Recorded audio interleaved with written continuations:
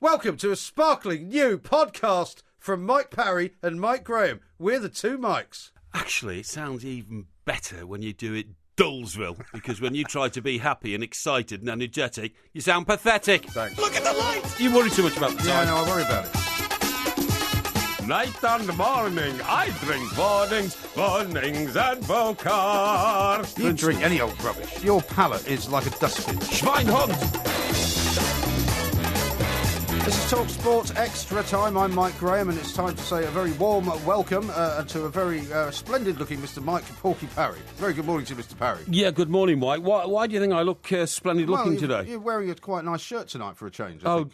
I see, really. So it's a backhanded compliment, Not of a course. backhanded compliment Of course at all. it is. No, All my shirts are nice. My shirts are No, expensive. they're not. You've looked at them before. No. You even humiliated me once in a restaurant by saying, let's have a look at the label on the back of your shirt. You clearly had That's too true. much wine. I can't imagine And you that. got up and walked around the table and started messing around with the collar of my shirt to find out it was a genuinely expensive Italian shirt. Called the Italian or something like that. Yeah, well, that's right. Yeah, well, that's what happens when shirts are made in Italy. They're Anyway, called the never mind Italian. argue with me. How are you? You feeling well? Yeah, I'm not too bad, thanks. Yeah? Not too You're bad. not feeling a bit tired? No, why not should I feel content tired? with, doing this show, doing the sports breakfast show. You also make an appearance on H&J without telling me. Well, no, I did tell you. I sent you a note saying I was No, you doing it, and I wanted you to tune in because, there's not a lot of wisdom that you can impart into your own sort of brainless head sometimes to take on your show here. I told you about it because I thought we'd pick up on it tonight. Yes. It's about how things... I did hear it, and I thought you gave a very good account of yourself, and more ideas have come from that, I would say. Well, about parachuting into the stadium. And all that kind of stuff, yeah. Well, we'll talk about that a bit later on, if you don't mind. The old Ask Porky thing, I'm going to tell you a bit more about that later on, because the development of people like me there to help, those who are mentally in torment has led to a rash of unemployed shrinks across America who are no longer needed. But I'll tell you about that later. Okay. All right. What I you want ever to been tell to you... a shrink? No, I went out with a girl once who went to a shrink. I didn't know she went to a shrink until... Did she go there because she went out with you? Well, Probably. maybe. But I mean, people who go to shrinks... Was it an exclusive relationship? It was exclusive, Very unusual for you. In my mind... Oh, no, it's exclusive on her behalf, not mine. See. Right. But in my mind, the people who go off to see shrinks are weak. We lived in New York. Pretty much everybody who was a New Yorker had a psychiatrist. Yeah, but they're all feeble-minded nutters, you know what I mean, who think that's the way out in life. No. In my experience, the only psychiatrists I've met are far more mad than the people they're treating, without a shadow of a doubt. Right. Without a shadow of a doubt. Well, not really, because they're making a very good living out of doing what they do. No, they're mad. And there's one guy who... he was a family friend, actually, and family friend of my father's. He was bonkers, and he worked in a mental hospital, and he's much more mad than the patients he was treating, and his wife was more mad than him. Really? And his wife, occasionally, when she felt particularly psychotic, used to like getting out of bed in the middle of the night, going and finding a copy of Encyclopedia Britannica, coming back and smashing her husband in the face with it while he's fast asleep, which apparently is so shocking it could kill you, because it could. It's something you're not expecting. I imagine it could. Absolutely, business. yeah. Shocking business. We've got a lot to talk about tonight because, first I of want all... to start off talking about the clip you've just played. Oh, yeah. Why does Brendan Rodgers talk in such riddles? Well, because I think he's one of these rubbish? people. I think he's one of these people that likes to think of himself as a very considered and a very careful and a very cautious man. Yeah, I get all that now. When he speaks to the camera, I'm telling you. Yeah, and it's very much a kind of to me, it's a bit of a I don't know. It's a bit of a mask, really, because I mean nobody really talks the way he talks in front of a camera. No, they shouldn't do. But he says nothing really, does he? He says this club has an obligation to fight to the very end. Yeah. Which club doesn't have an obligation to fight to the very end? I mean, is that something unique about Liverpool? He's just Brendan Rodgers, who had ambitions last year to win the Premier League title and has ambitions to play in the Champions League. And came very close to it, to be fair. And came very close to it. And now could be mixing it with people like, what's his name? Jurgen Klopp. Jurgen Klopp. Yeah. And, Bayern Munich's manager, who used to be Barcelona. Pep Guardiola, who could be mixing it with people like that. Comes out with statements like an obligation to fight to the very end. I mean... But also the words that he uses... What does that mean? Bear no resemblance to the performance on the pitch. No. I mean, yesterday against Hull City played very well, and I'm delighted that they got 3 points and all Michael that. Dawson got his first goal for the club. Very, very much so. Balotelli played him onside, apparently. He did. I don't know what he was doing back there. Yeah. I have no idea what he was doing back there. And then on Saturday, at the weekend anyway, they drew 0-0 with West Brom. Yeah. It doesn't sound like they're fighting very hard, really, does it? Well, this obligation to try to the end. You see, that's what always annoys me. When I see a manager...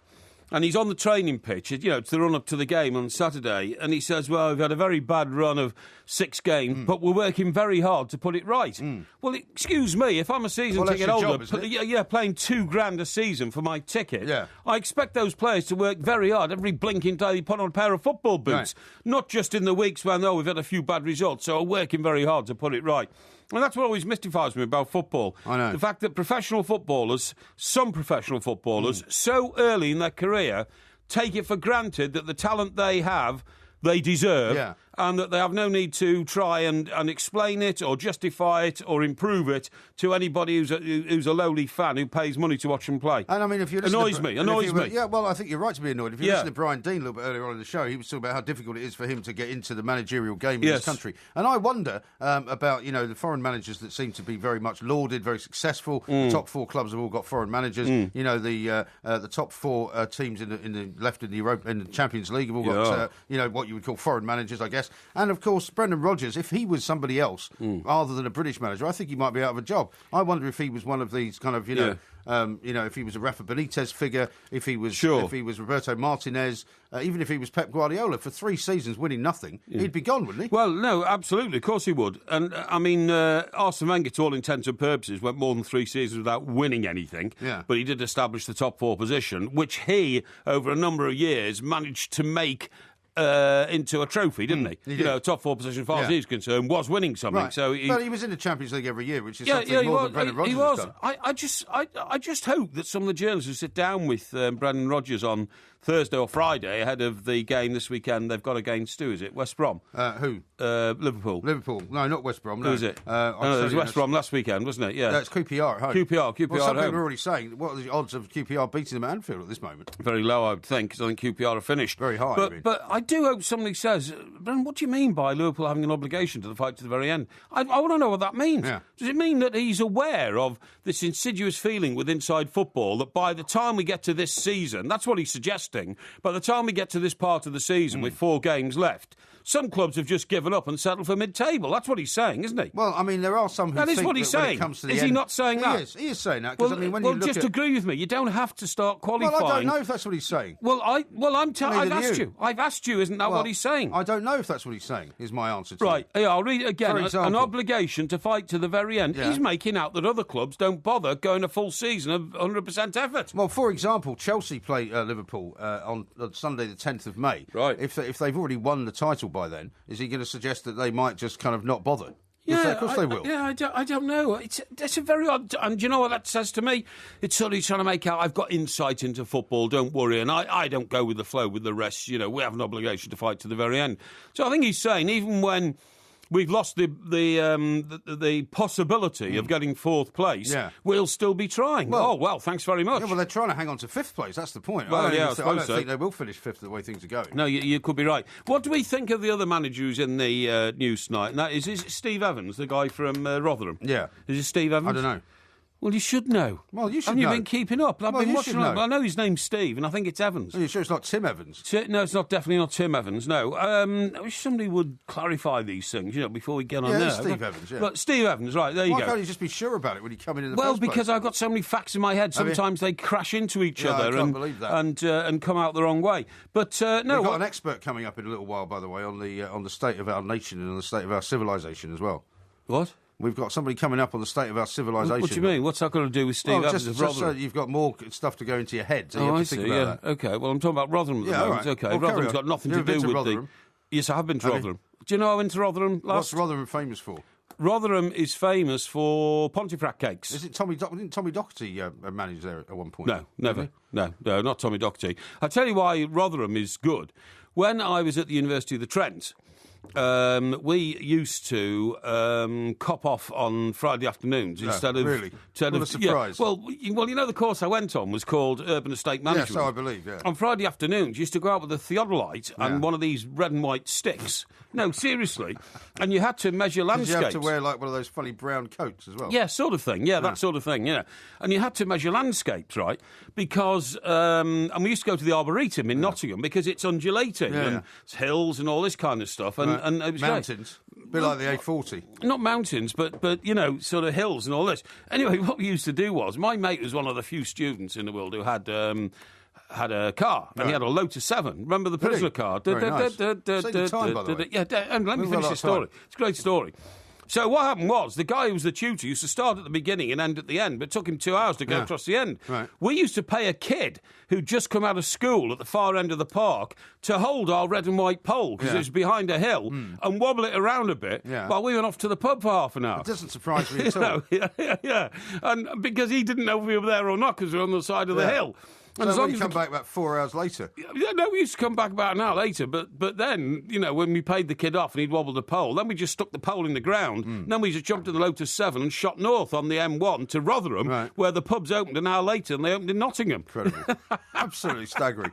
No wonder your academic career came to a juddering halt. I'm going to talk to you some more about Rotherham coming up in a moment. He's Mike Parry, I'm Mike Graham. We are the two Mike.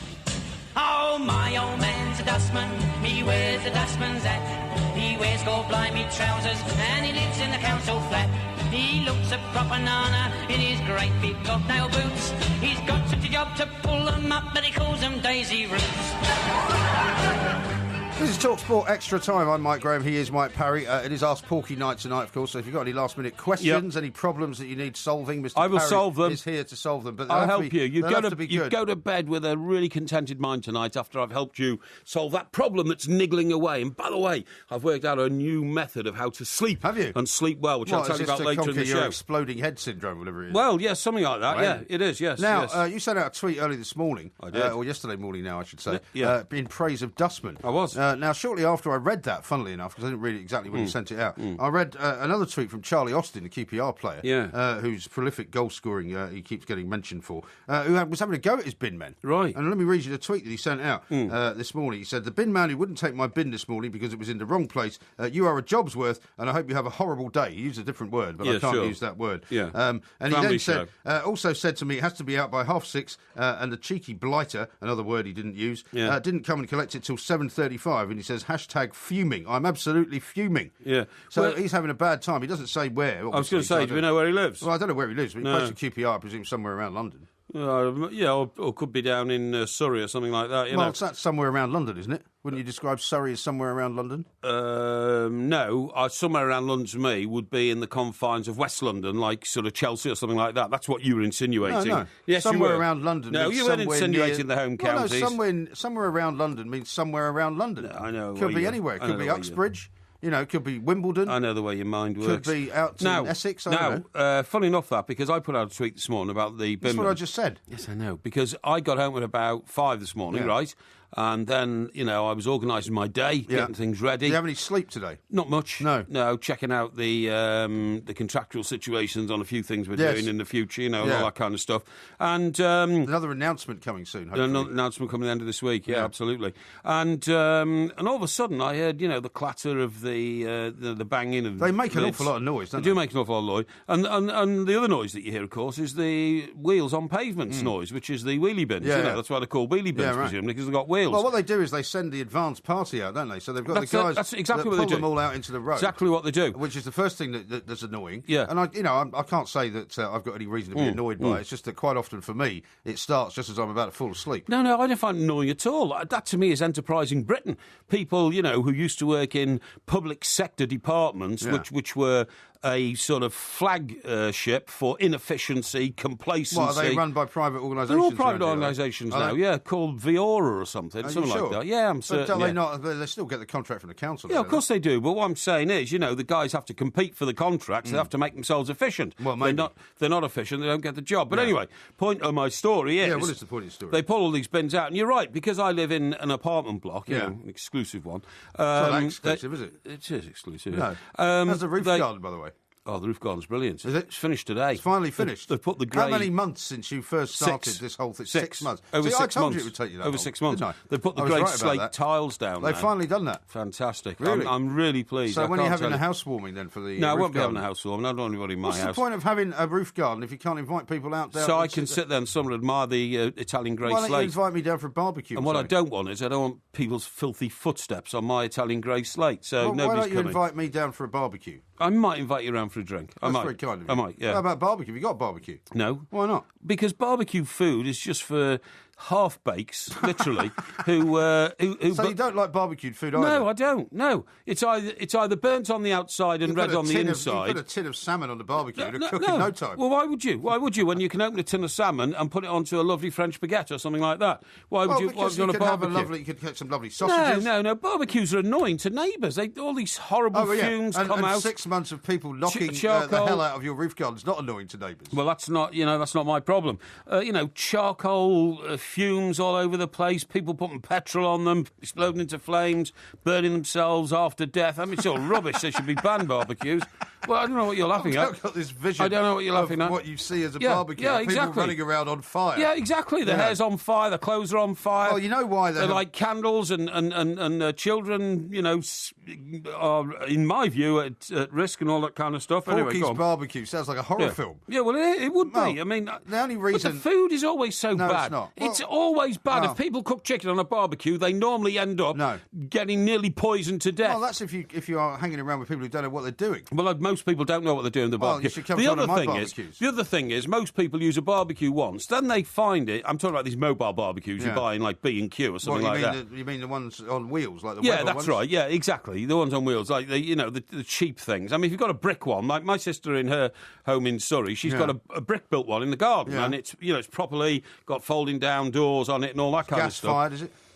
I don't know, to be honest. No. I've seen them put like briquettes in it, so it must be like coal-fired or something. So what do you say to her when she has a barbecue? Then do you say, "I'm not eating any of that rubbish"? I don't go round. I don't go to her barbecues. Right. If she says I'm having a barbecue, I say, "Right, thanks a lot. I'll see you next week." I don't go to barbecues. I don't like barbecues. You like hamburgers, don't you? No, sausages? yes, I do, but not cooked on barbecues. They're poisonous. Well, that's how they taste the best. Burnt sausages, not for me. And do you know the worst thing is? Everybody's sitting in the garden pretending to enjoy themselves, and when you sit out with a barbecue, you get a load of wasps and bees and things giving you attention. Well, there you go. You can save their lives. No. Anyway, look, and what they do is when they have the mobile one, as you quite rightly said, but people normally use it once and then they find it so messy to have to clean all the black smut and soot and grime off it. They genuinely don't. And I tell you, these things rot in people's back gardens. Well, I mean, that may be true. They do. But I'd be surprised if that's the case. No, they do. And some people use it on their balcony or their terrace. Well, that's what your roof garden's for. And you won't get a barbecue in my roof garden, believe me. I'm having a filthy piece of equipment like that. When my sister was married briefly to somebody who shall not be named, she had an apartment on 34th and the East River. Oh, went there? Went there a few times. You remember that place? Yeah. It was like 30 floors up. Yes. And it was a very windy kind of balcony because it was right by the East River. But he insisted on having a barbecue. That's right, on the balcony. At one point, one of the knives that he was using blew off the balcony. Good God. And I mean, if it hit anybody, it would literally nail them to the pavement. Yeah, sure. Well, I mean, because it was falling at such a pace, and it was quite a big sort of French knife. Really, luckily, it didn't actually land on anyone. Mad. Because it was the July 4th weekend as well, and so there was all these, they closed off the street, so there was people actually underneath the building. I mean, how dangerous Absolutely is that? Incredible. Anyway, let's go back to Rotherham for a moment. Rotherham, yeah. Because I want to ask you about why you think that's where pomfret cakes come from. Pontefract cakes? Yeah. Well, that's close by. Pomfret. I think. Well, they're from Pomfret, aren't they? Pontefract. Pontefract cakes are from Pontefract, but the Pontefract cake factory is in Rotherham. The Pontefract cake factory is in Rotherham? Yeah, it is, yeah. Why is it not in Pontefract? Well, because it was an expanding industry, and they've got Pontefract cake factories in Pontefract, but they expanded the business. More than one, is that what you're saying? Oh, yeah, they got dozens. And I don't know why Pontefract cake's called Pontefract cake, because it's a piece of licorice. But very nice. Yeah. I do like them. And they expanded out to Rotherham. Why is it pronounced pomfret? Do you know that? It's not pronounced pomfret. Yeah, it is. Pomfret is a French vegetable. Pontefract cakes are pieces of licorice. Yeah. Pomfret, chips. Pomfret? Yeah. Well, that's what I said. It's a French vegetable. Potatoes. Yeah, well, potatoes are vegetables, aren't they? It's not a French vegetable, is it? It's a potato. Potatoes are vegetables, man. So I'm telling you, that's exactly what they are. It's not a French vegetable. Anyway, we were talking about Rotherham. Yeah. thought we were talking about Rochdale then for a minute. Rotherham because of Steve Evans. And I have to say, you very rarely see a manager with such ebullient enthusiasm for his job.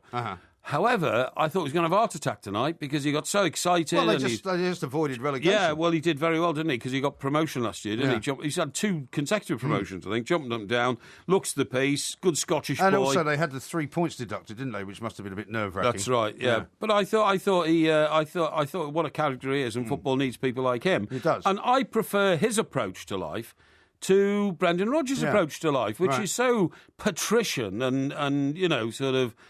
I don't know, is it false relaxation? Look at me, I don't panic about anything. Right. I think you should start panicking about a few more things and stop talking gobbledygook and telling us all that the Liverpool Football Club have an obligation to fight to the very end. Right. Every football club has an obligation to fight to the very end of everything. That's exactly right. Yeah. Now, let me tell you this from Steve in Sheffield, who's texted into 81089. Morning, chaps. He says, Tommy Docherty did manage Rotherham, Mr. Parry. Don't think so. See, I thought he did. That's because for some reason that's in the back of my head. Well, I don't remember that. Well, you might not remember it, but I remember Tommy Docherty at QPR, at Chelsea, at Manchester United, at I'm sure Derby. he was at Rotherham. Excuse me, I didn't think he was at Rotherham. But anyway, I'll bow to the facts if the facts say he did. 1967 and 1968, I'm told. Is that right? So at Rotherham? Before he went to QPR. So you poo-poo my knowledge He was of at football. Chelsea in those seasons. I'm pretty sure. It was after Chelsea, before QPR. Definitely was it really? Rotherham, yeah. Oh, okay, yeah. Well, I'll bow to the facts. And here's a text from Ken in Salford. He says, a tin of mince is nice on the barbecue, Mr. Parry. That soup you mentioned is tip-top. Thank you. You must have tried it Mint then. soup. Yeah. Do you know what? Most people, I'm telling you now, because I say the time, by the way. I have psychological skills. Have you? Most people don't like barbecues, but are frightened to speak up in society that they don't like barbecues in case they're branded like you've branded me as a curmudgeon. Because when the sun shines, everybody says, "Oh, let's get the barbie out.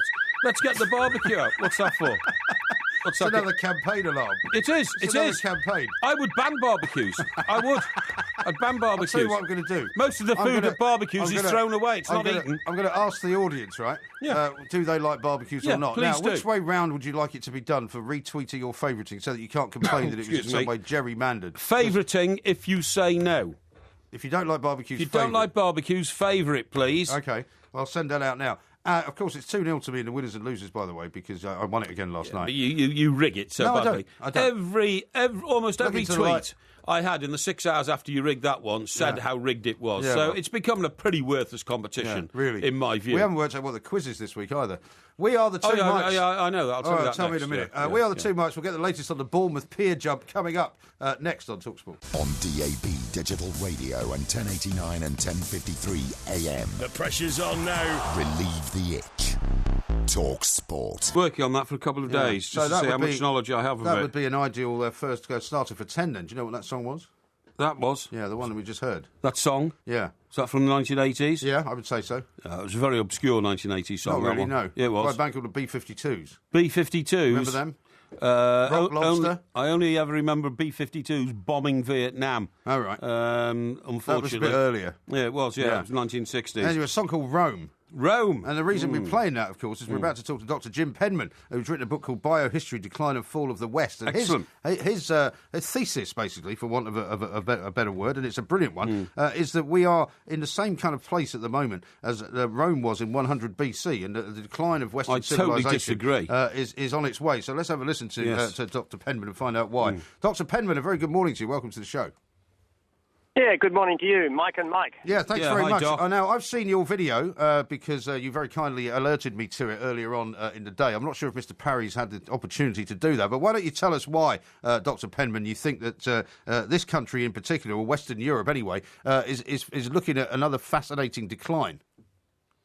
Well, there's a lot of parallels that I think anybody can see, like the growing gap between rich and poor, cynicism about politics, decline of religion, less control of children, sexual freedom, the whole sort of parallel.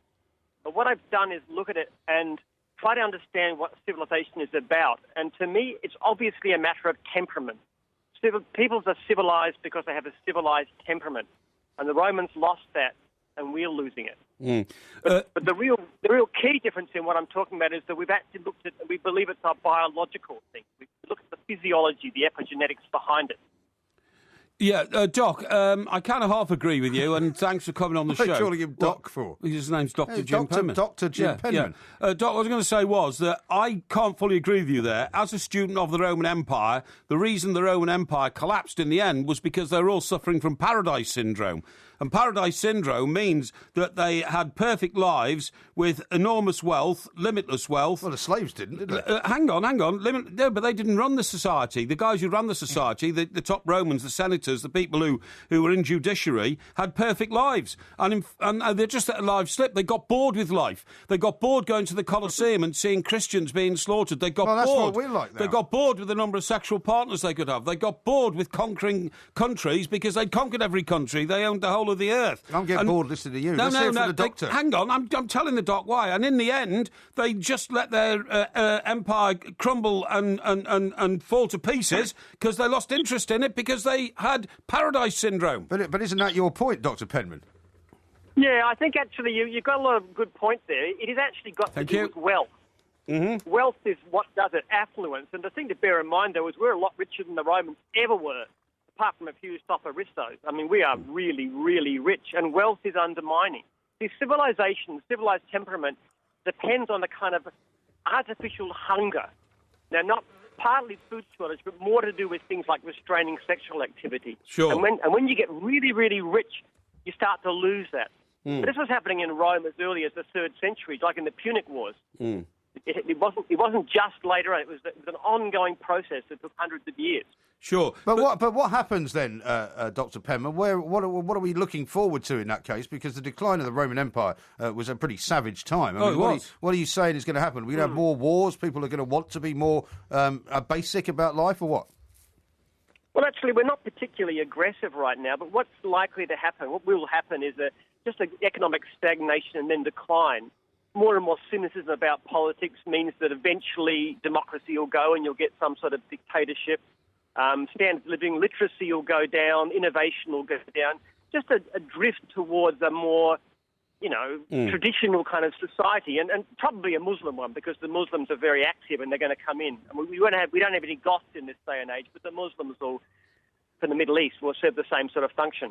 Well, maybe. The difference between the two societies is that the power of the Roman elite was absolute, whereas what happens in our society now, and the reason it'll stay competitive, is because people like Simon Cowell, who do run the world of entertainment and all that, get up every day and are terrified. That's the modern-day Colosseum, isn't it, now? Are terrified that somebody else is going to take this enormous power off him, and that's why every day he goes back into battle to make sure nobody does. Because if he did, he wouldn't be able to live his life. That's what will keep our society going, whereas for the Romans, there was nobody to challenge them. Once they'd conquered the world, once they had all the slaves enslaved, that was it. Romans were actually pretty competitive and aggressive, especially the middle class. They were enormously competitive, very much like us. Doesn't stop the decline taking place. In fact, the unbridled pursuit of money is not necessarily a good thing, really. But you can see already, just in a recent article in The Economist, that they're talking about young people, why the unemployment rate is so high amongst the young, and a lot of them are just work shy. They're not very good workers. A lot of them don't know what they're doing. A lot of them have no idea what to do because they've had such a soft upbringing, and that's part of suppose the middle classes becoming more affluent over time, and their parents. My kids have never struggled in the way that I did. No. Well, that's right. And your kids aren't going to have the same drive that you do, most likely. No. I mean, I tried very hard to be strict with my kids, at least in terms of controlling, but it's hard. Right. Yeah. The whole society is so soft, as you say. Of course it is. I mean, Doc, you must know, as a student of these things, in the end, all great empires implode upon themselves because they become too successful. That's why... Yeah, but we haven't got an empire anymore. Hang on. Can you just shut your mouth for a minute while I'm talking to an expert? That's why the economic powerhouse of the globe shifts around about every 30 or 40 years. When it becomes cheaper to produce shirts in India and China, that's when the Lancashire cotton industry closed down. When it becomes cheaper to produce cars... produce cars in Korea, that's when the British motor industry closed down. British motor industry is doing very well, actually. Well, it is now, in revival. Look, you're completely correct. That's exactly what happens. The economic power shifts. But mind you, these other countries are in just as bad a state. China won't last long.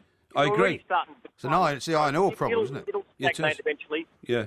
No, Excuse me, can we just hear from Dr. Penman for a second? Because we haven't got a lot more time. Are we fiddling while Rome burns? Is that the equivalent? You know, we go to watch football, we go to watch boxing, you know, we talk about, stuff that's on TV all the time. Meanwhile, the collapse of civilization is not far away. How long are you talking about, Dr. Penman? It's not a sudden process. The Roman Empire, took after 100 BC, it took 500 years to collapse completely in the West. Yeah. It's just a gradual decline until you're sort of overrun by other people like, other countries, Russia, anybody else. Yeah. The interesting thing about my research is it actually suggests that if you understood the physiology well enough, you could actually reverse it. Yeah, you could if you had the time to do it. The other thing, Doc, which is a very important point, is during those 500 years of decline of the Roman Empire, we entered what is now known as the Dark Ages. And we don't know what happened in the 400 years of the Dark Ages. It's a mystery how man went backwards so fast in those 400 years. Because once the Romans disappeared, we didn't have any bright people who could write things down.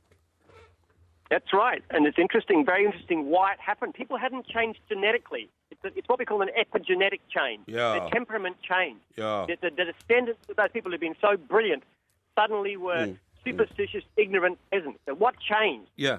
Superstitious, ignorant peasant. That describes you perfectly. No, that's the most obvious thing you've said tonight, Mike, on his own. That is exactly what happens. Doc, I'm very grateful to you for coming on and illuminating and elucidating on a subject which I myself have studied at length. Thank you very much indeed. Good to talk to you. Dr. Penman, thank you very much. You're so rude to these people when we get them on. I'm not rude. You can refer to him as Doc like he's some kind of cartoon character. Hang on. You know, I mean, this guy hardly got a word in edgewise. He agreed with everything I said. Well, he was just trying to placate you. He agreed when I said we suffer from paradise syndrome like the Romans did. He agreed when I said the financial base of the world changes around the globe every 30 or 40 years. He agreed when I said the Dark Ages are a period of history we know nothing about. I knew more about it than he did. Yeah, I bet he wouldn't agree with you about barbecues, though, because he's from Australia. How about listen to this? Andrew's tweeted at the two mics. He says, "Get a few prawns on the barbie." The rooftop barbecue massacre, the new horror film by Lee Clintwood. Porky doesn't want half-bakes visiting.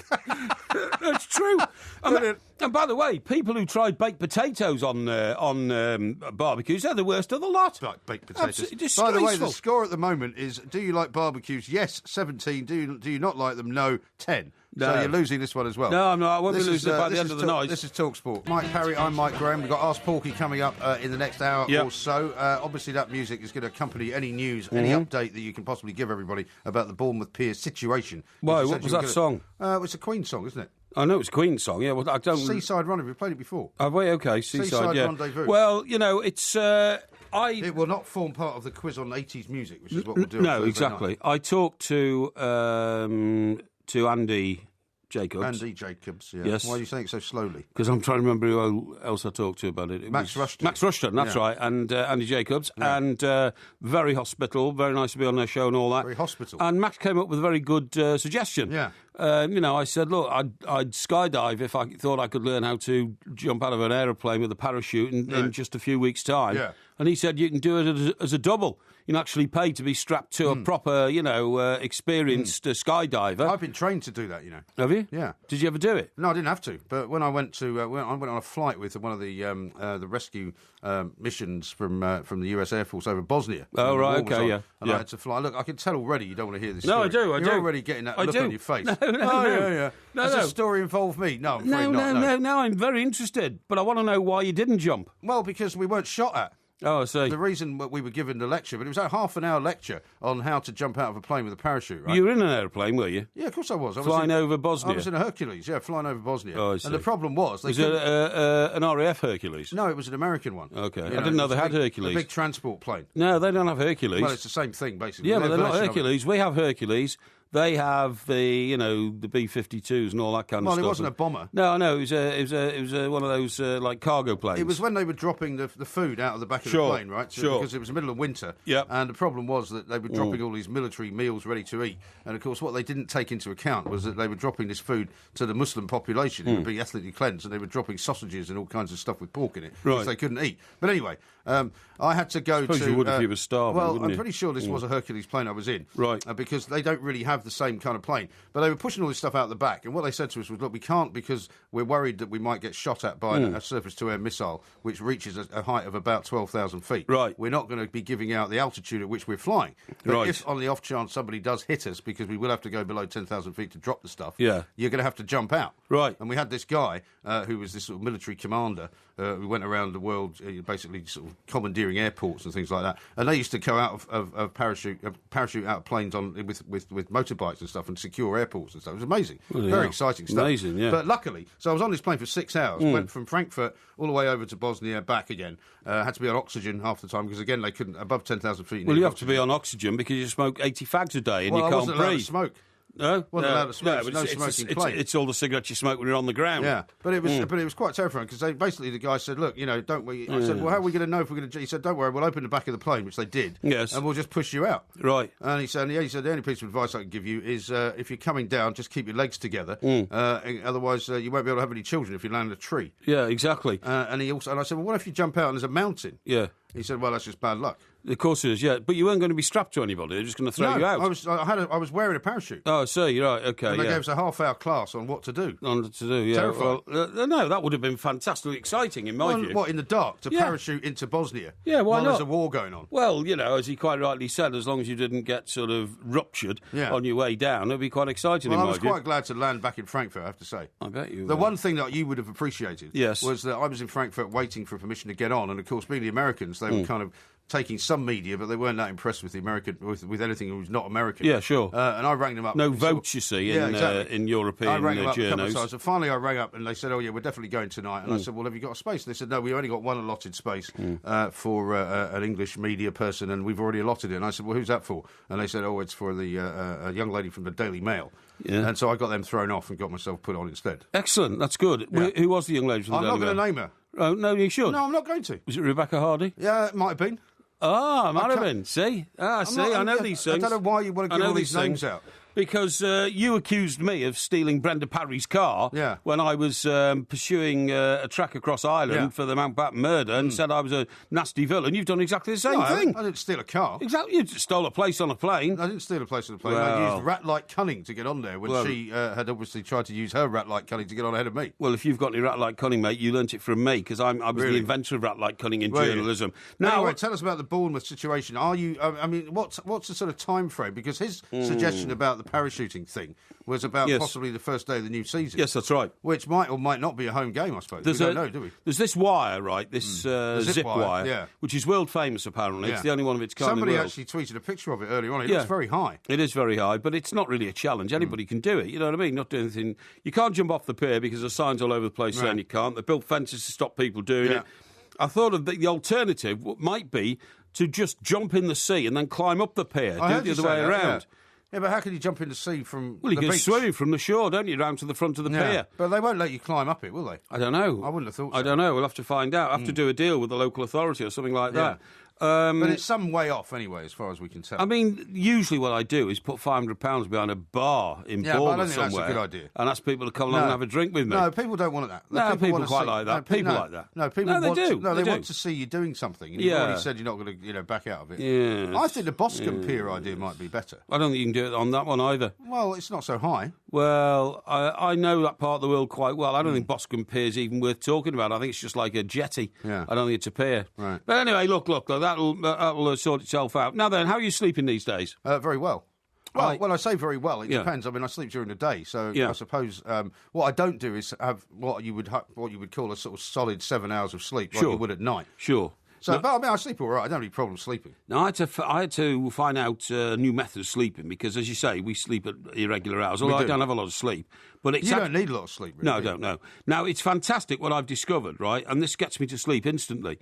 What you do is, when you go to bed and you think, "Oh, I'm so tired, I must go to sleep," and then you curl up in bed and you close your eyes and you start, wanting to go to sleep. Yeah, that's completely the wrong way to do it. I've got a new method. What I do is I have painted a spot on the bedroom ceiling above my bed. Have you? Yes. What colour? It's black. Black? Yes. A black spot? A black spot. That sounds like something like a poldark.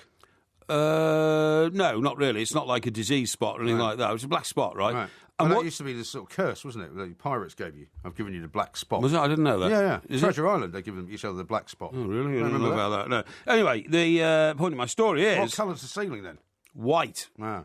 And what you see it in the dark? Yes, you can. Yes, you can. Yes, very much so. Wouldn't you be better off painting the rest of the ceiling black and having a white spot? No, not at all. No, you can see it quite clearly. Oh, yeah, absolutely. Yeah, absolutely. You get moonlight and all that kind of stuff, right? And what you and your eyes have to... During the day, you don't. Oh, yes, you do. Yes, you do. What, moonlight? Well, no, you get daylight during the day. Now, what you have to do is you have to train your eye to pick this out. This is the whole point of it. And what you do is you don't close your eyes at all when you want to go to sleep. You open your eyes and you keep them open, staring at the ceiling, right? And you stare and stare and stare, and boom, then you go to sleep. Right? What? You do. You just suddenly go to sleep. Right. Because you're concentrating so much on trying to find the spot it's and not focusing a good idea, on though, it. for you to lie sleepy on your back, though, is it? Isn't that dangerous? Oh, you don't. Once you fall asleep, you sort of roll over. You know, that's up. But that gets you to sleep. Right. You shouldn't go to bed and close your eyes and think, oh, I'm going to go to sleep. You should go to bed and open your eyes. And if you do that and concentrate on something like I do, I've got the expert opinion here. This is where I got it from. Doing this exercise stops your mind becoming stressed about the fact that you're not sleeping. Right. So you must never go to bed and think, I wish I could go to sleep, because that keeps you awake, OK? Right. What you do is you go to bed and say, I am wide awake and I'm going to stay wide awake as long as I concentrate on my spot. And then you go to sleep. But surely you shouldn't be going to bed if you're not tired anyway. You know that you need sleep. You know the body needs sleep. Yeah, but I mean, if I'm in need of sleep, generally speaking, it's because I'm tired. And so if I get into bed, I don't lie there thinking, why can't I sleep? I just go straight to sleep. Oh, that never happens to me. And I can sleep pretty much anywhere. No. You know what also sends me to sleep? Is planes taxiing. As soon as a plane starts moving, I'm immediately out. It never happens to me. You see, my brain's too active to just lull into sleep like that. Part of this report, which I read, it focuses on not switching on a panic response, which stops you sleeping. Right. The key is not to think you're doing it to fall asleep, as that creates stress. The plan is to focus on a point in the room, preferably on the ceiling, and as soon as you do that, your brain is into the sort of mode where the tiredness in your body will take over and you'll soon go to sleep. Okay? But what about how long you sleep for? Because that's important as well. Because if you don't have a very deep sleep and you only sleep for, say, an hour at a time and then you wake up again, that's not really worth doing, actually. I never sleep for more than... I can tell you now, I've never, in the last 30 years, slept for more than 2.5 hours without waking up. Really? Ever. I don't think that's good for you. Never. I can look at the clock 6 times a night, but then maybe just go back to sleep, you know what I mean? Yeah. But this report comes from Colin Espy, who's the Professor of Sleep Medicine at my nearly alma mater, Oxford University. Your nearly alma mater? Yes, because I went for an interview there, of course. Yeah. Of course. That doesn't make it your alma mater. He says, as soon as you start to think you're in charge of your sleep, you put pressure on yourself, which keeps you awake. So this is expert advice, and I'd advise everybody to take that up, and it'll help you a lot. Oh, yeah, okay. I mean, I nearly went to Brasenose, of course, you know. Well, you nearly went there, but they didn't accept you. Now, a couple of tweets and things to read out. Phil in Newcastle says the American plane is a C-5 Galaxy. Well, I'm pretty certain it was a Hercules. No, actually, they don't have Hercules. Yeah, they do have Hercules, no, because there isn't a similar plane that the Americans make. You've just read out what it is. It's the C-5 Galaxy. I've read out a text from somebody who may or may not be right. No, that person sounds to me like he knows what he's talking about, unlike you. Because I know about C-5 Galaxies. Well, it's made by Lockheed, for a start. Lockheed, indeed. Which is an American company, is it not? It is, of course, right. yeah. So they make the Hercules. So it's Boeing. Yeah. So why wouldn't the Americans have one? Because the Hercules are unique to the Royal Air Force. Right, OK. Well, we'll find a picture for you to prove you wrong. Mm. Dave the Postie says, hi, Mike, when you say barbecue, do you mean on coals? Gas cooking is not barbecue. I only cook burgers outside. And this is a great show again. And then here's one from, let me read you out the score so far. Whether you like barbecues, retweet for yes, favourite for no, retweets 29, favourites 16. So I'm afraid you're losing again. Yeah, but you see, that's because you've once again skewed the voting. I asked you which way round you wanted to do it. I tell you what, I want to hear from the silent majority. People, to be hip and, in the mood for summer and all that, have to pretend they like barbecues. And they go round to their neighbour's barbecue, they go to their friend's barbecue, they go to their relatives' barbecues. I don't particularly go to anybody else's Sometimes they're held in tiny little front gardens, look ridiculous, smoke all over the place, and then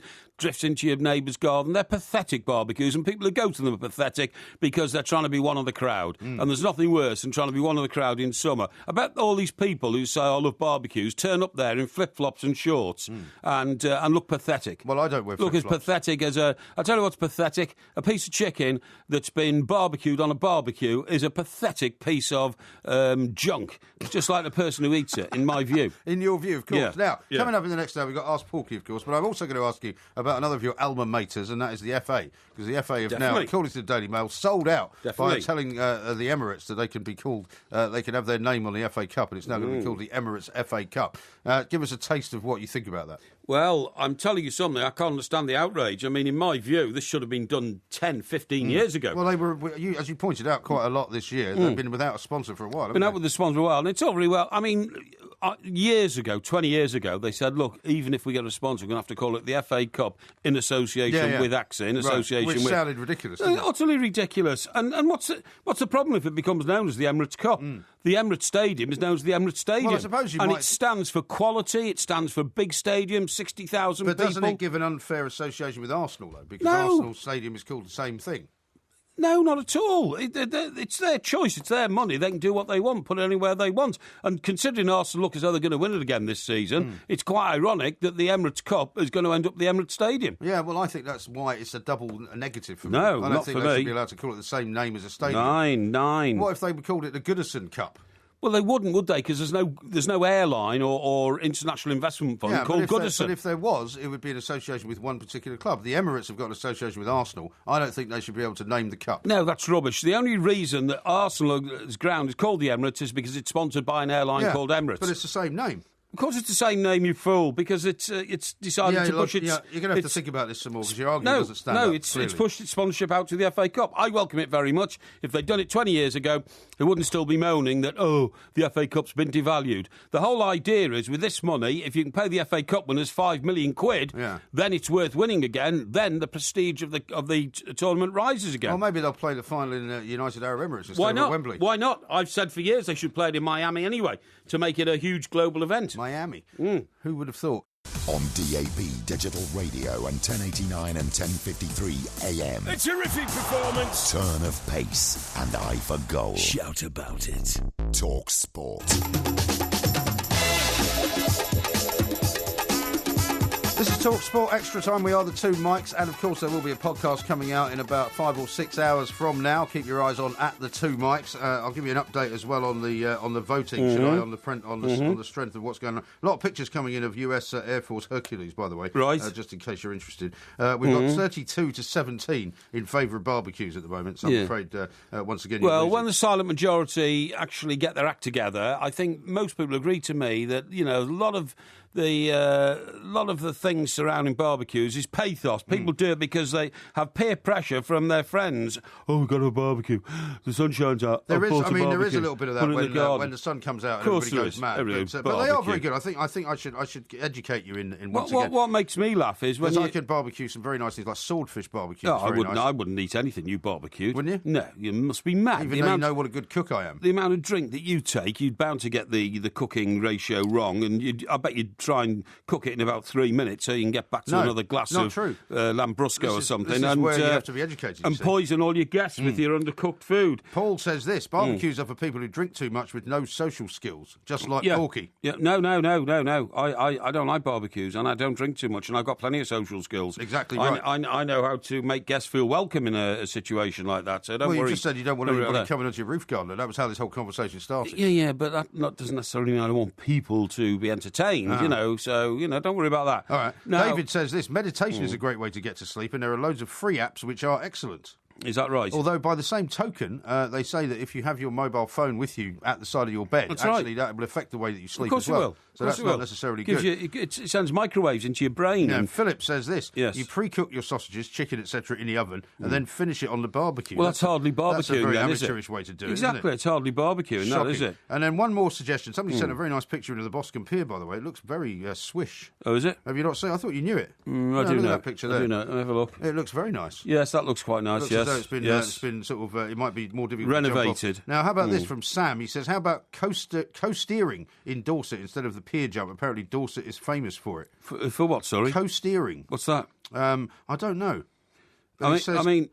I have volunteered to get towed around the bay behind a boat, on a parachute, but even that's not very hard. How about water skiing? Anybody can do that. I can do water skiing. Can you water ski? I water skied all the way around Necker Island once, which is Richard Branson's private island, behind a boat, and to the amazement of everybody involved. Well, maybe if you could water ski, you could do that. Water ski around the bay a bit with a Bournemouth flag on my head or something like that. Yeah. Maybe I could. That's a good idea. Maybe I could. Yeah.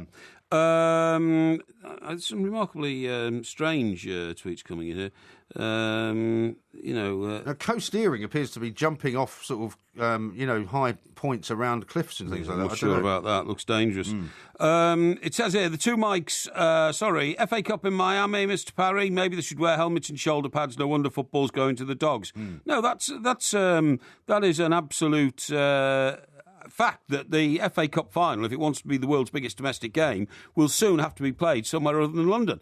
It will have to be played, as you quite rightly say, at the some Middle East location. Yeah, but the trouble is, or in America. That's the way it's going to go if Emirates are involved, isn't it? That's right, it is, yeah. But, the FA are going to have to keep the game at Wembley. That's why they've got the semi-finals there, because they need to pay the thing off, don't they? Yeah, but if they're getting this sponsorship, that does foot some of the bill, doesn't it? And then they take it out to some massive stadium that's been built.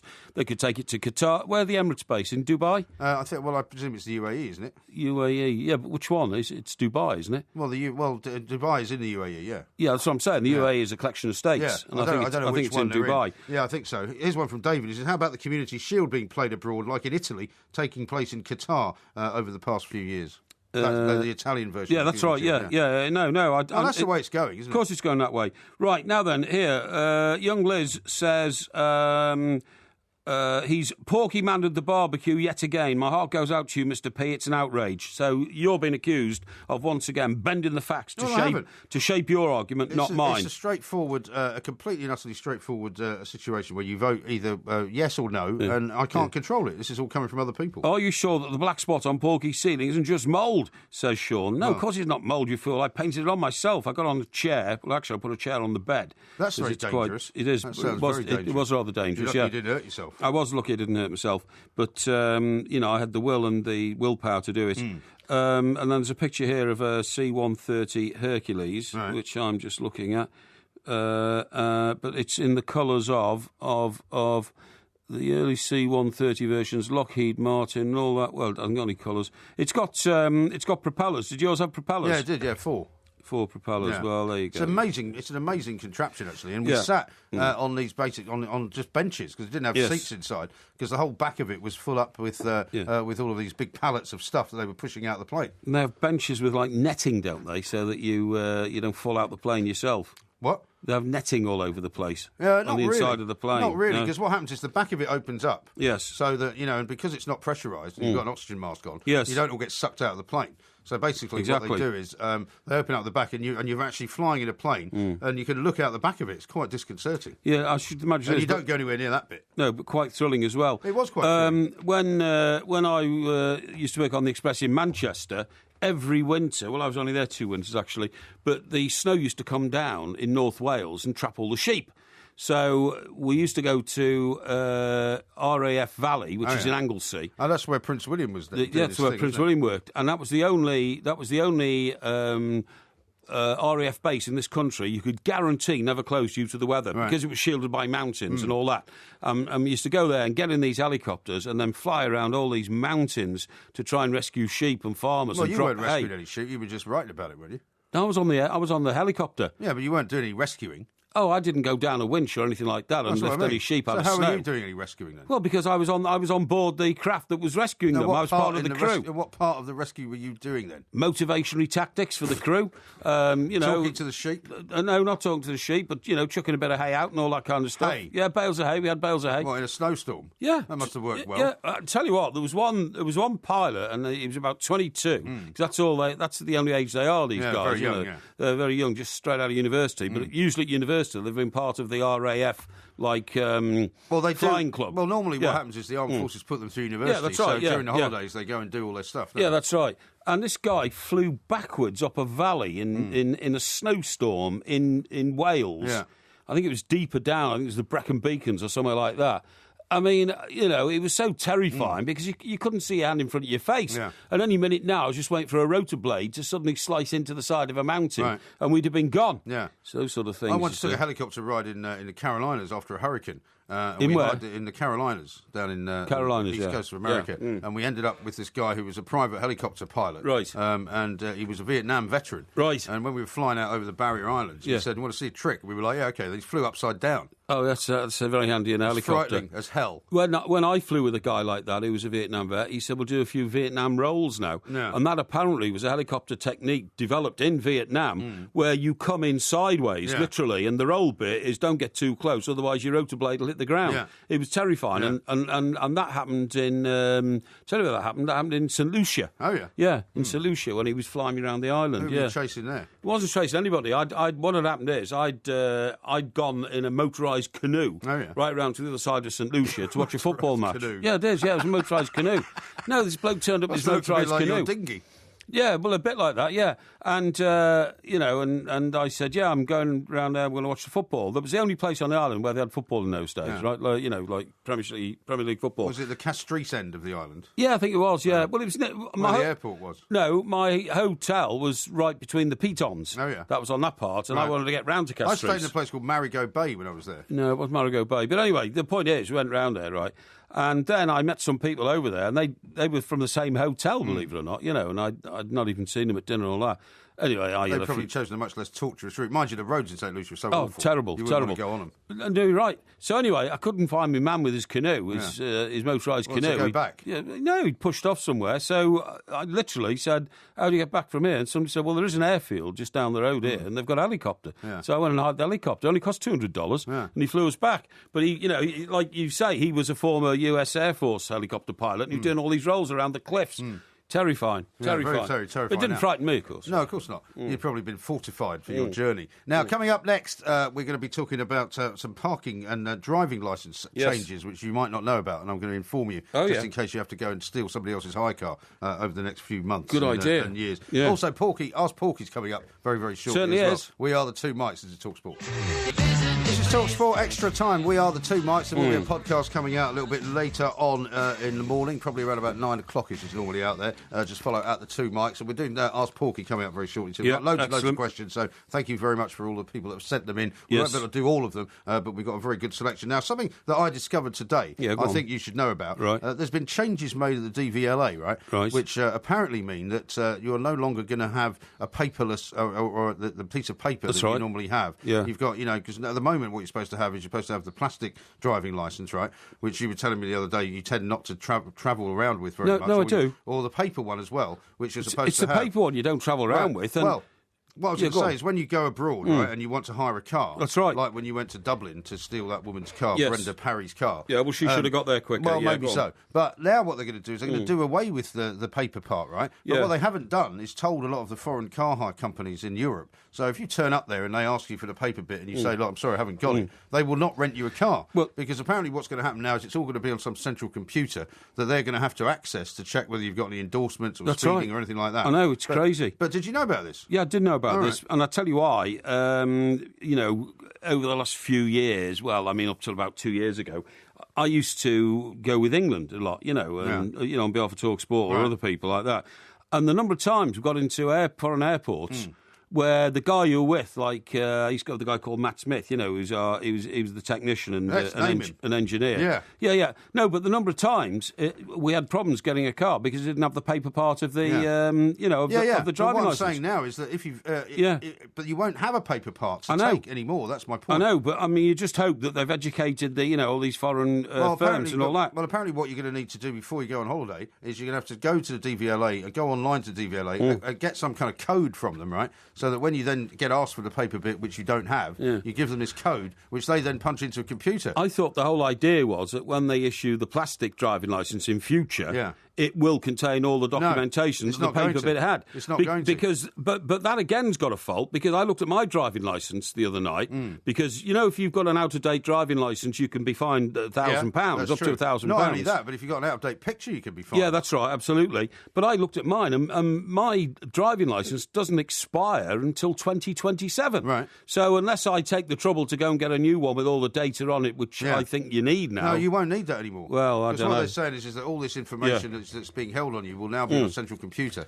but they won't know how to access it unless you give them the thing. It's ridiculous. It's mad, absolutely mad. Because I don't remember being told anything about this. I didn't get a letter from the DVLA saying that this is now going to be the case. No, but you've got to be aware of things in life, Mike. Aren't you aware these things are happening? Well, I'm aware of it now. But well, of course you are. I've been aware of it for weeks. What if I went on holiday, I don't know, last week, and I didn't know about it? Well, you should have been aware. You should have been known about it. You've got to make yourself aware of things happening in life, honestly. No. I think whenever there's a change... too narrow a lifestyle. Not true. Whenever there is a change in some kind of thing that's as important as a driving licence, then I think we should be told. For example, when I used to go and rent cars in America, they never asked for the paper part. Never. Well, yeah, but they don't know nothing about a paper part, do they, in America? Well, no, but that's what I mean. They've never asked for it. No, but they do in Europe. I don't know why they do in Europe, but they never did in America. The thing about renting cars in America, for me, was it was always so lax. I'm surprised they didn't lose millions of cars. Yeah. You know what I mean? Yeah. The rental thing. Of course, our friends there used to work on the Inquirer, one particular friend in particular. Don't name him. No, it doesn't matter. He knows who he is. He used to get vouchers from his office to go off to, wherever. They were based, I think, in... The Star used to give those away as well. Yeah, I was going to say. Yeah. And you'd go flying off somewhere, so he's saying on to Denver or something like that to do something on, that great series that Joan Collins was in. What was that called? What, Dynasty? Dynasty, that's right, yeah. And what he used to do is these vouchers would be for like a mid-range car or something like that. When you got there, you just kept the voucher in your pocket, used your own credit card, rented a much inferior car, and then when you came back, you could cash in the voucher. It was a right racket. Right, and then get your credit card refunded. Yeah, exactly, they're all doing it. Right. But talking about cars and things, I was going to bring this up with you. There's a big move on now with town planners who, by the way, impose so much misery on people with their mad schemes. Isn't that what you were studying to become, though, with your rural estate No, management, urban estate management? Isn't that town planning? No, you fool. Well, if you wanted to be a town planner, what would you study? You'd study town planning. Not urban estate management? No, you wouldn't. Urban estate management... What's the difference? Well, urban estate management is managing land. Right. So it's surveying and valuing property and all that kind of stuff. In the city or country, anywhere else you want to do it, it's called urban estate management. Presumably that means it's got something to do with the city. Yeah, the suburbs, I suppose. Yeah, stockbroker belt. Stockbroker belt is a very good way of describing it. Yeah, okay. Now, listen, what they're going to do is they're going to try and get rid of a load of one-way streets, okay? Because they have huge accident rates compared to roads where cars go both ways. Well, because people go the wrong way up them? Because people just take for granted there's no traffic coming the other way. They never look. Oh, okay. They step off pavements. They're not aware of things coming round. And the other problem is it's a non-stimulatory environment. So your brain is not actually taking everything that's happening. How do you mean non-stimulatory environment? When a car's going two ways in front of your face, you look both ways. Right. When they're only going one way, you don't. Oh, okay. And so I'll tell you what I'm finding at the moment. Yeah. Is particularly when I drive home after being at work and you're slightly tired.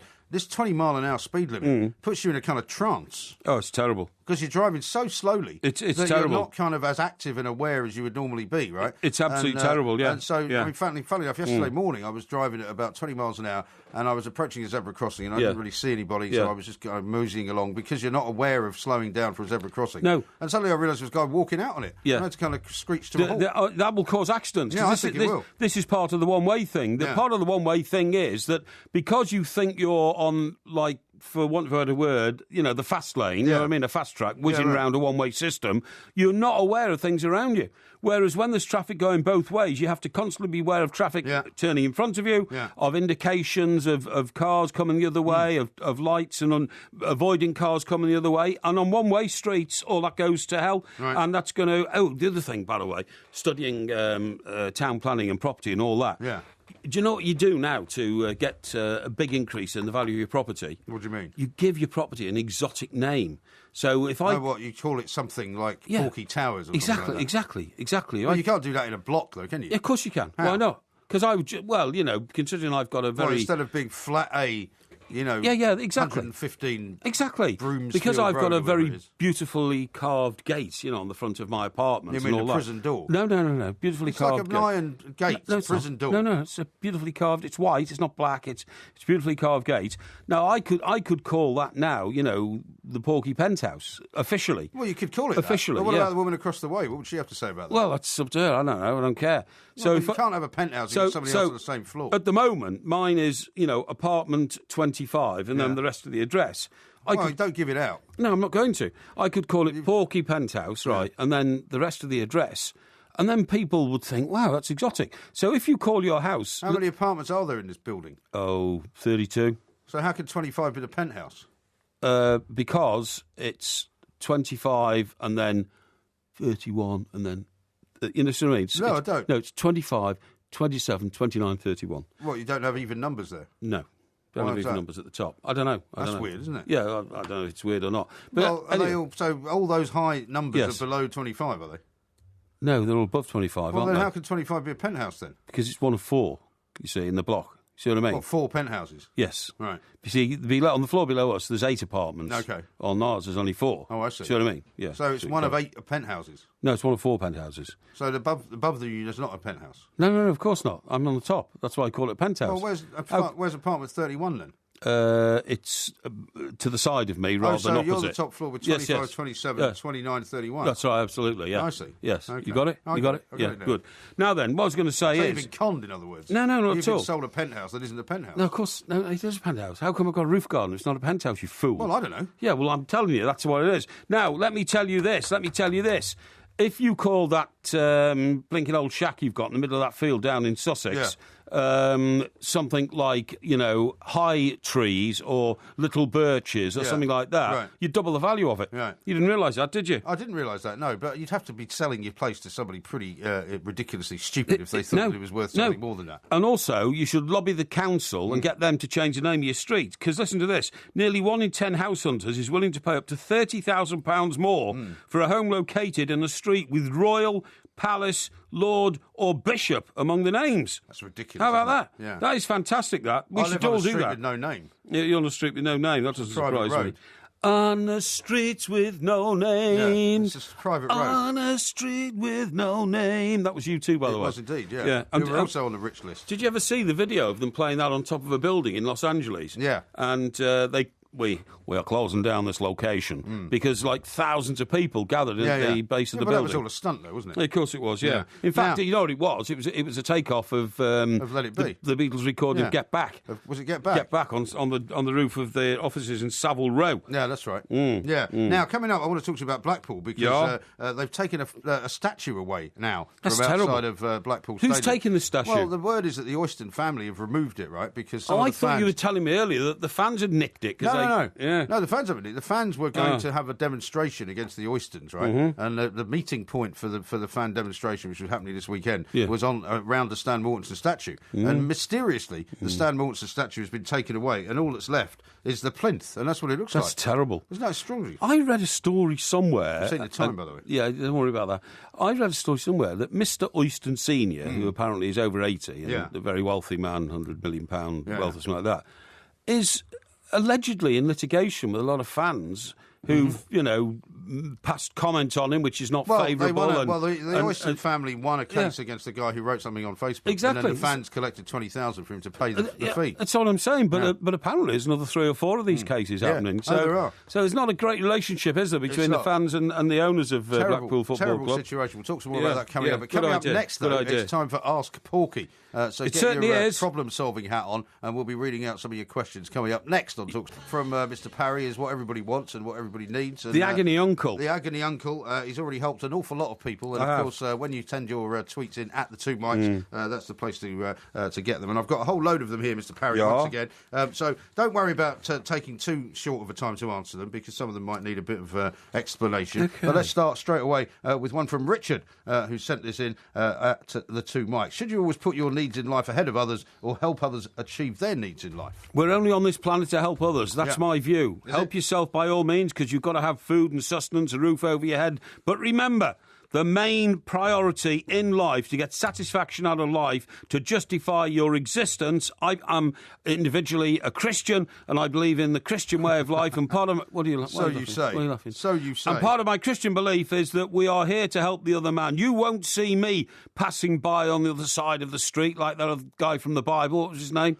What, you mean the opposite of the Good Samaritan? Yeah, the Bad Samaritan, whoever he was called. I don't know if he had a name, actually. No, did he not? I thought he did. But anyway, I am the Good Samaritan. You're a good Christian. You should know the guy's name. I promise you I'm here to help others. And my conscience is clear. I've helped many, many others during the course of my life, financially, emotionally, and indeed turned people away from dark thoughts in life and how their life has berated them. I've made them feel better about themselves. All right.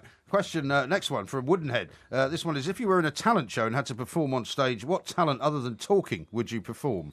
I would perform a routine to prove to people that the thinking pattern of logicality gets you everywhere in life. I don't think you do very well with that. I think I would. Just sing a song instead. Well, I could sing a song. I could sing When I'm 64, which is, I know from start to finish, and which I specialise at. Also, of course, you will remember that if you search YouTube, you will find a pretty impressive version of Painted Black by myself and the Rolling Clones, which got to number 46 in the charts. Number 46? Yes. Well done. Yes, thank you. You can, of course, go on to Two Mike's TV channel as well and see a load of other Porky nonsense there. Well, actually, that's great. Two Mike's TV on YouTube does show some of the extraordinary extra attributes that Mr. Graham and I have. Now, Michael has sent this one in. It's an important one, this. I had a potential sex victim over for dinner. I cooked a box of fish fingers and extra lean ham, but she didn't want full sex. Any tips on how to impress? Well, it's a bit of a leading question, that, because I'm not into really discussing issues which involve sexual encounters, sexual attacks or things like that. Well, we're not talking about that. I can tell you that fish fingers are most nutritious food. They're easy to cook and they are very, very healthy. Lean ham also is extremely good for you, extremely healthy. And if you have it with dollops of butter, preferably Kerrygold, in a French baguette, or even, I've taken these days to putting it inside that other bread, the French bread, not the baguette, the croissant. You will find croissant isn't bread. Well, it's a form of pastry, and it's extremely nutritious. I see. How about this one from Derek? If Porky dies after jumping off Bournemouth Pier, could I please have his Rooney England top? No, you can't, I'm afraid. That's insured and kept in a safe, and in my will, it is going to my nephew, Tom.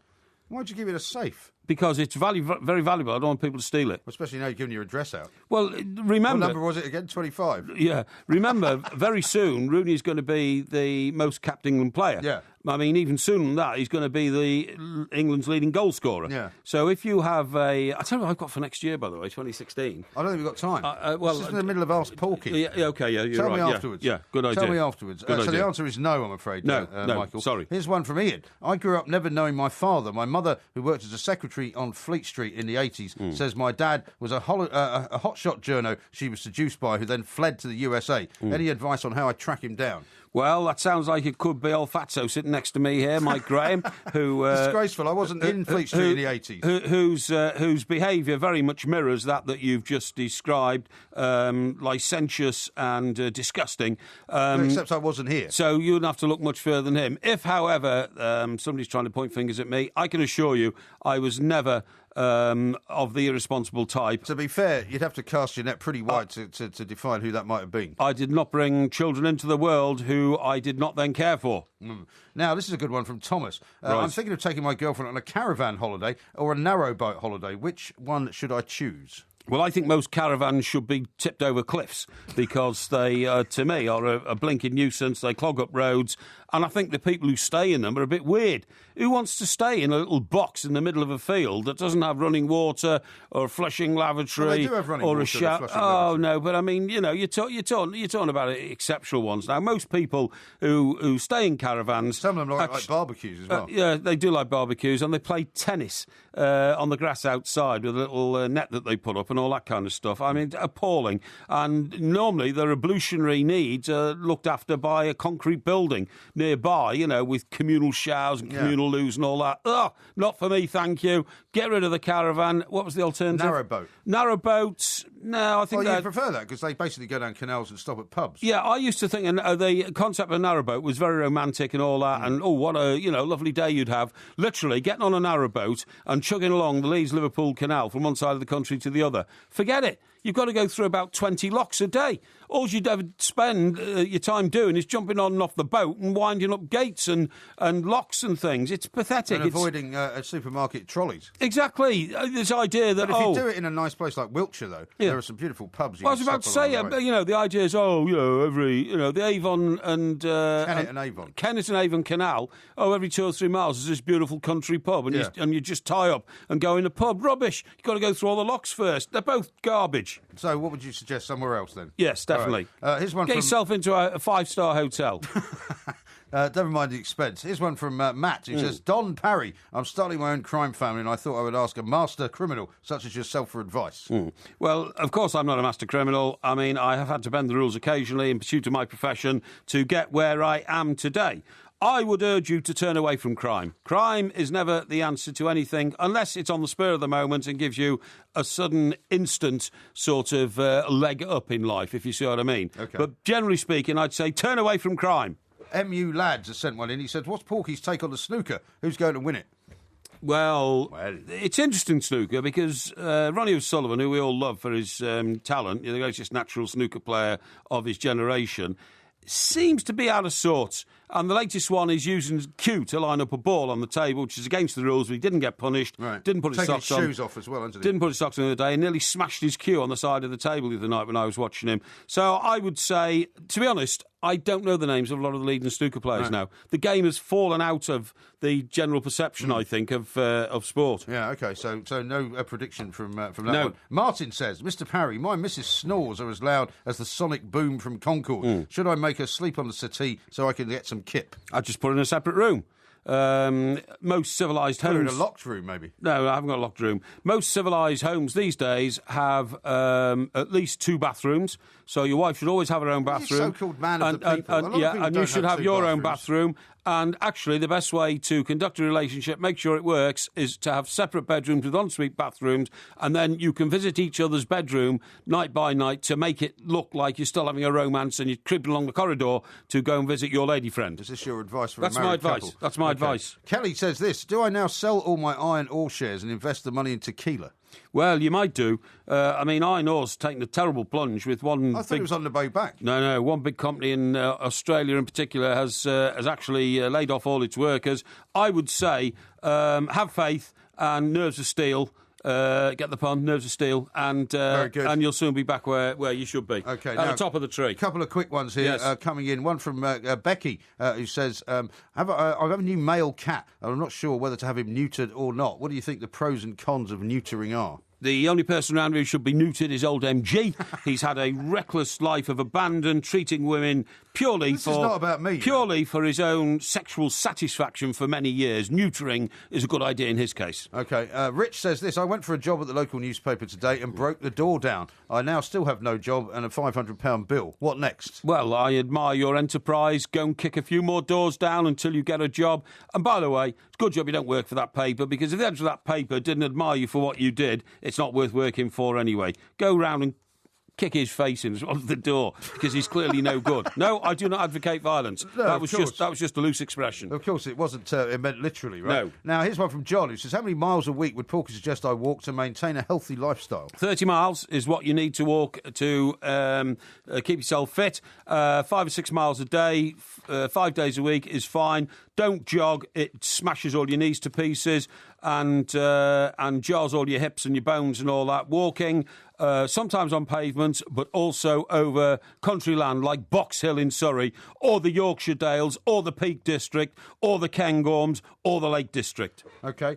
Roy says this, my wife is flying from Miami and I told her to make sandwiches because the aeroplane food for sale is not free. Yeah. Am I cheap? No, that's a very good idea. In fact, I often make my own food. I sometimes sometimes bring my own food here into TalkSport because I so dislike the conditions in which some of the, some of the kitchen sort of processes. Food in here. Well, I do sometimes. Yeah, I do. You must do it in secret then. No, I don't do it in secret. You must wait till my show starts. Well, and then maybe you eat I it do. so I can't see you. Well, I don't like sharing my food with people because mine's special food.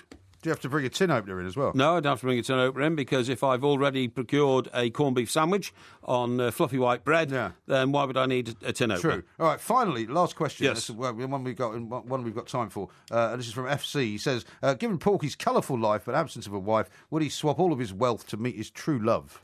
No, because that would be gerrymandered.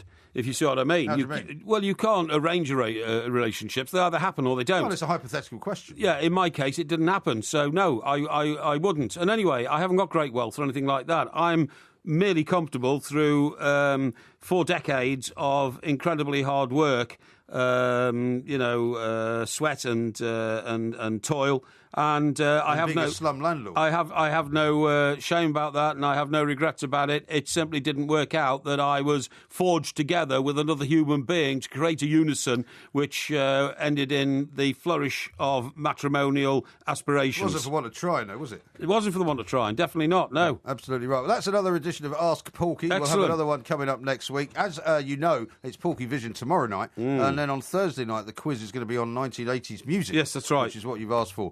Absolutely. Coming up next, we'll talk some more football. This is TalkSport. TalkSport. And it's in! A diving header at the end of a 50-yard run. From the root to the tip. TalkSport. Chelsea celebrating like they've won the game, and why not? Because a point for them, good enough. That's because it denies Arsenal all 3. Both of them have got 5 matches left to go. Chelsea now know they just need to win 2 of those to be crowned English champions. I would prefer to be champion before the last game. Before that we have 4 matches. Let's see if in these 4 matches we can make 5 points. Leicester are at it again. They could have been behind. They're in front. Burnley 0, Leicester 1. Seconds after the penalty miss. Again, Leicester get it away, and there it is. The full-time whistle. Leicester City out of the bottom 3. To win 4 on the trot is clearly a very good achievement at the moment, but people may start feeling that the emphasis of pressure has changed, and as far as I'm concerned, that is a bit of a nonsense. Leicester City. And he sent Vardy through the middle here. Vardy with a chance to win it. Versus Chelsea. It's a quite brilliant goal from Eden Hazard. And it's only on TalkSport.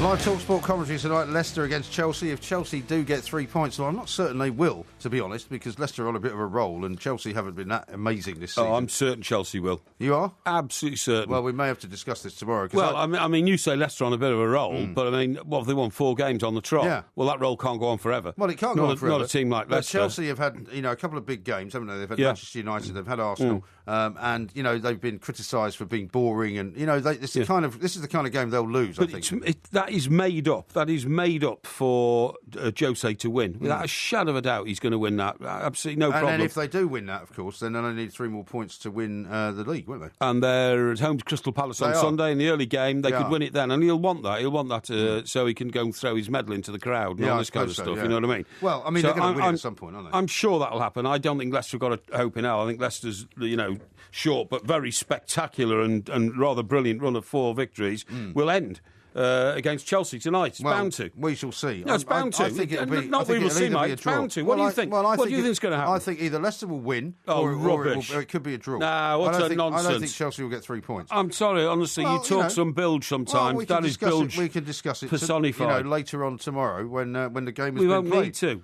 Don't worry, I know what's going to happen. Now, here's another question for you. Yeah. How about Wayne Rooney? Story on the back of the Express that Rooney could be out for the rest of the season. Yeah, it's a bit he of a limped scare. off the other day, didn't he? Bit of a scare, that, isn't it? I mean, I don't know. I mean, I'm not Rooney's doctor, so I don't know. But what does it say here? It says he Rooney could be out. He didn't look very comfortable when he came off against Everton, did he? Richard Tanner, very able reporter whose name is on it. Wayne Rooney is set to be ruled out of Manchester United's next 2 matches amid fears he could miss the rest of the season. Yeah, that's what I just told you. Bit contradictory, that. Ruled out the next 2 matches and fears for the rest of the season. Fears that he might not play at all for the rest of the season. Yeah, well, that's not contradictory. Well, of course, I'm not casting aspersions on the validity of that story, but I don't hear any bells ringing coming out of Manchester, where we're going to be performing at the Lowry Theatre quite soon, by the way. Of course. I don't see any bells ringing about Rooney's not finishing the season off. Well, I mean, Man United are now so far ahead of Liverpool, I don't think it really matters. I think they're going to finish in the top 4 no matter what happens. Quite right. Now, listen to this from Quentin, who's listening from St. Lucia. Oh, lovely. He says, Mr. Parry and Mr. Graham need to take a new trip to St. Lucia.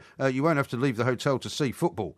And he says, regards from a St. Lucian. Excellent. And he actually is a lover of music and football, he says. So, OK. Well, if he's listening to us now, the hotel I stayed at was called the Ants Chastney. The what? The Ants Chastney. OK. And it's built on the side of a hill. With a beautiful private bay at the bottom. Most of them are there, aren't they? Yeah, that's what Marigot Bay was like. That's right. It's one of the biggest underwater school places in the Caribbean. Scuba diving, absolutely right, yeah. And it's... Did you do a bit of scuba diving when you were there? No, I didn't, no. Why not? For fear of drowning. I don't like drowning. So you're about to jump off Bournemouth Pier. Yeah, but I mean, that's only I'll just go out and come in. But to actually put on the equipment and suit to go, exploring the depths. Really?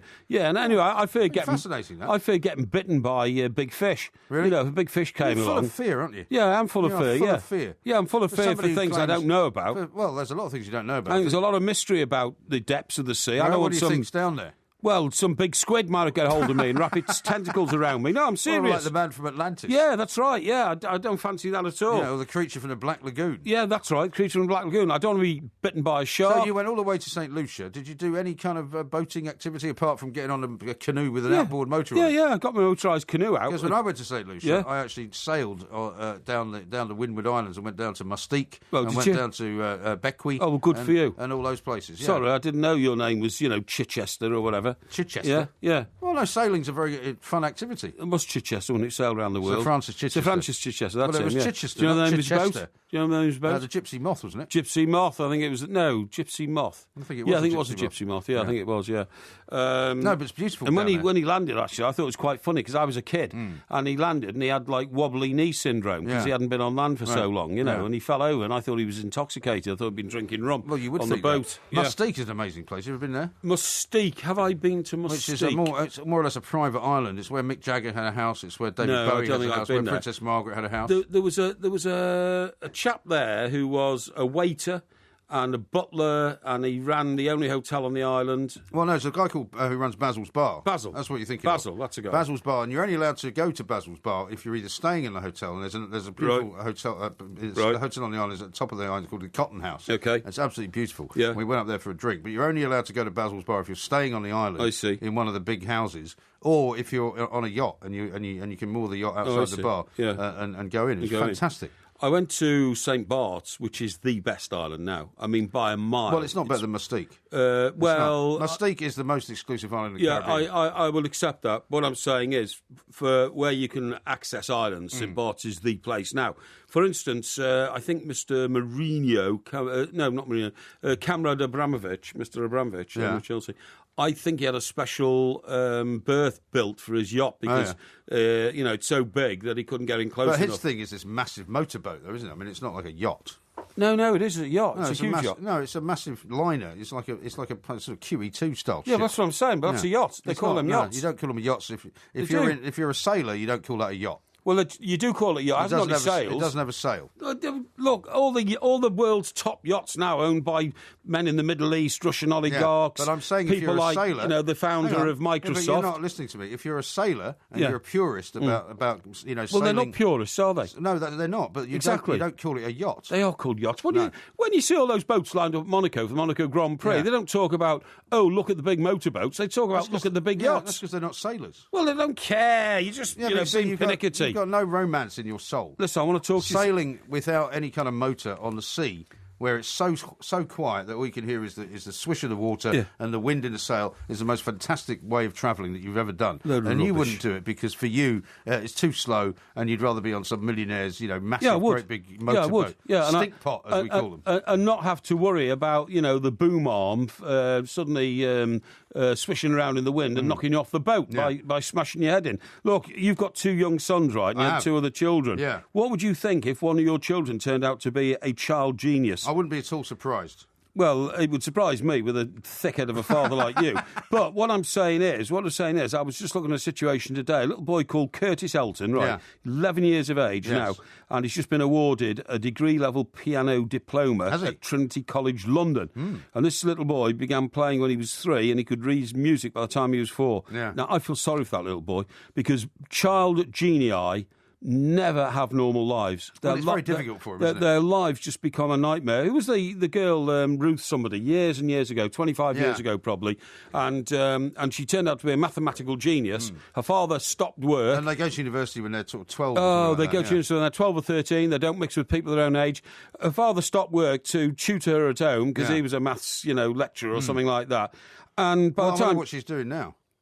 I don't know what she's doing now, but by the age of 12 or 13, this little girl was pictured wearing a mortarboard. She'd got a degree at university. Right. She didn't mix with people of her own age. She actually lived with her father because her father was the only person who could have any sort of mental, cohesion with her. Yeah, I mean, but the other hand, I think it's terrible. Well, I think the other problem if your kid is that clever is that they can't go to a normal school because the normal school would be so boring for them that you kind of have to do something else. But I guess for the parent, the challenge is to keep them as normal as possible, which must be difficult. I mean, I remember I once did a piece with this guy who ran a school for babies, effectively, and toddlers, just outside of Philadelphia. Yeah. Did it for the Express, actually. Good God. And he claimed that basically he had 18-month-old kids playing the violin and speaking Japanese. Rubbish. It wasn't rubbish. He was doing it. Well, you saw it, 18-year-old. Yeah. 18-month-old child. 18 months old, 2 months old. Sounds rubbish. Not at all. Well, I mean, all my kids started walking when they were 10 months old, and you could teach them because he said they're like sponges. You can actually learn so much quicker when you're a baby. So you think about how much they learn when they grow up. Between the ages of 0 and 5, as they're growing they up, learn everything. Yeah, I suppose you're right.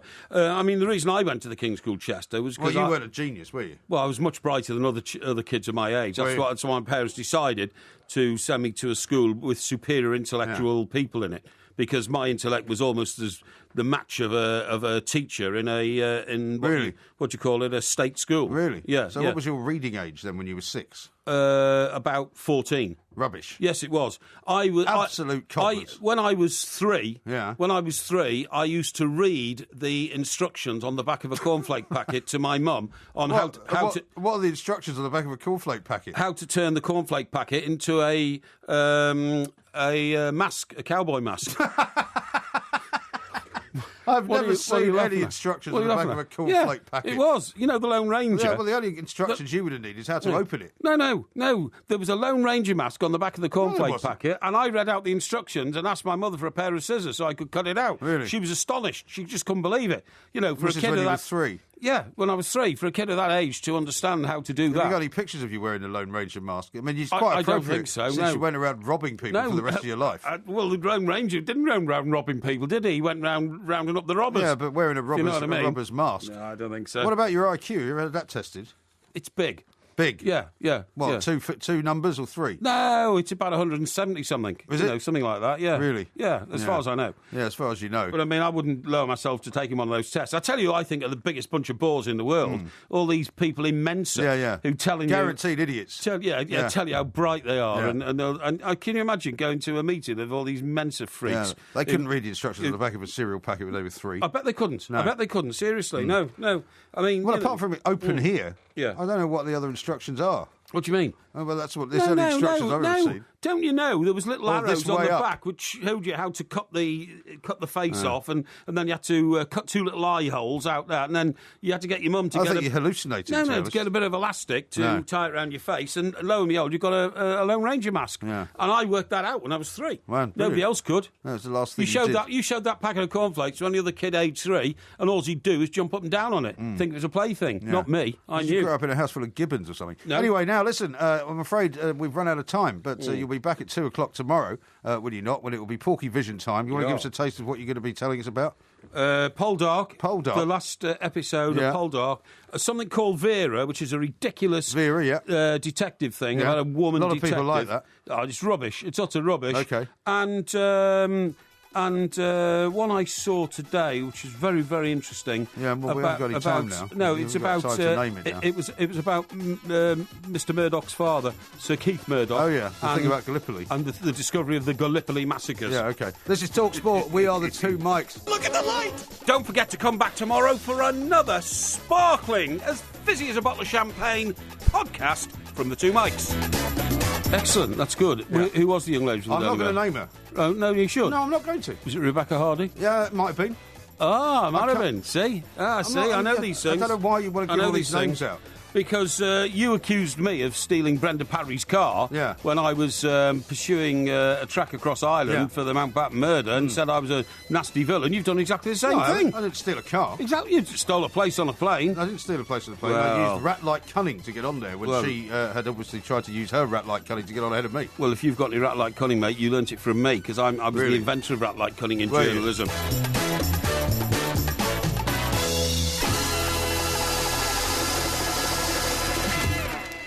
Because I've got so many facts in my head, sometimes they crash into each other and come out the wrong way.